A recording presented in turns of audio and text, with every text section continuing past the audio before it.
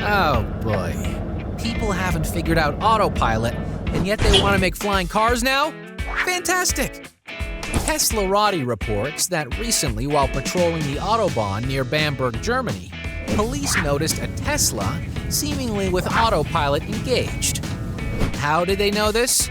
Because the unidentified 45-year-old male driver did not respond to stop signals or repeated horns from the officers. Instead, the driver seemed fast asleep, with his seat reclined, his eyes closed, and his hands off the steering wheel. Despite this, the Tesla was traveling at a steady speed of about 110 kilometers an hour, or about 68 miles per hour. It also kept a consistent distance from the patrol car. A 15-minute ordeal followed before the Tesla driver woke up and followed the authorities' instructions. As per the police's press release, the man showed drug-typical abnormalities during the checkup. But this is not all. The officers also found a steering wheel weight in the Tesla's footwell. Essentially, it's a product designed to fool a Tesla into thinking that the driver has his or her hands on the wheel, even if they're not. A preliminary investigation has been initiated against the Tesla driver for the criminal offense of endangering road traffic. The driver would then be required to give up his license, at least temporarily. Yeah, let's go ahead and trick this car into letting me take a nap. What could possibly go wrong?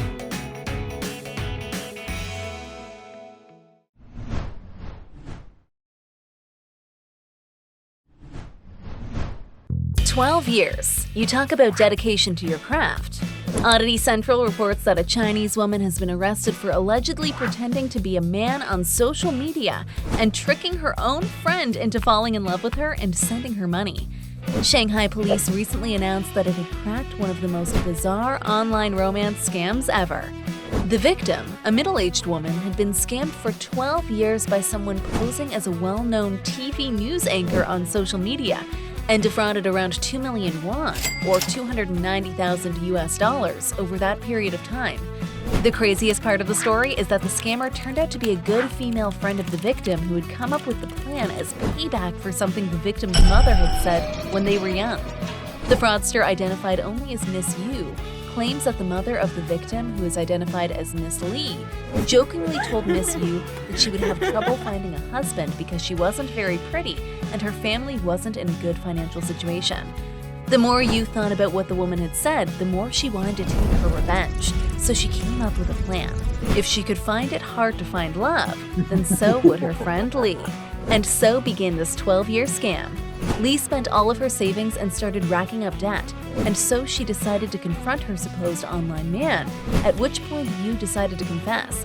She was subsequently arrested, and the case is still ongoing. It does beg the question, why would Lee spend all that money on a man she'd never met?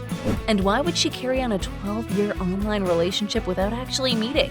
Inquiring minds want to know.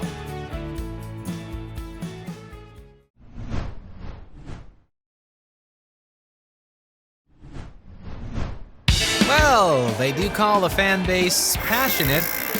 Tag24 reports that a local man in San Miguel, Argentina, hijacked a bus full of passengers in order to catch the World Cup semi-final match between Argentina and Croatia.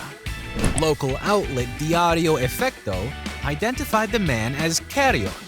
He was on a bus desperate to get home when the driver made a surprise announcement. He was stopping the bus and getting off to buy something from a corner store.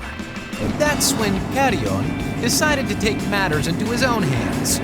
Determined to see his heroes make it to the World Cup final, he got behind the wheel and took off with a bus loaded full of passengers and attempted to race home. For 4 miles, per the police report, the hijacker sped down the streets, only to eventually abandon the vehicle not too far from his residence. By that point, however, the police had already been alerted by the confused bus driver. And so, unfortunately for Carrion, he never made it home for the game. He was caught by police and charged with car theft. But hey, at least Argentina won, right?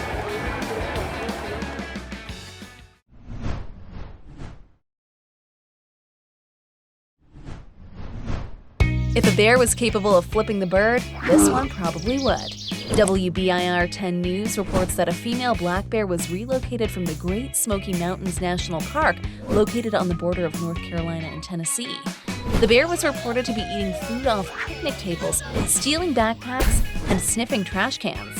She was taken to the South Cherokee National Forest in Polk County, Tennessee, with a GPS collar that tracked her movements as part of a study the park was conducting on relocated bears.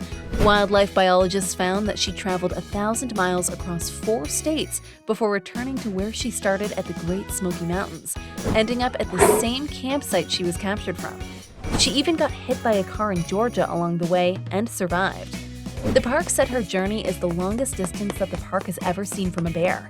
They're urging people to stay bear-wise and take steps to prevent bears and visitors in the park from getting hurt. Their tips include stay alert and stay together, leave no trash or food scraps, keep dogs leashed, camp safely away from dense cover and natural food sources, do not approach bears if you see one, and carry bear spray and learn how to use it. I could go on a tangent about how mass development into green space is the reason why wildlife so commonly interacts with humans now, but nobody wants to hear that. So here's a video of a dog walking around a man's head.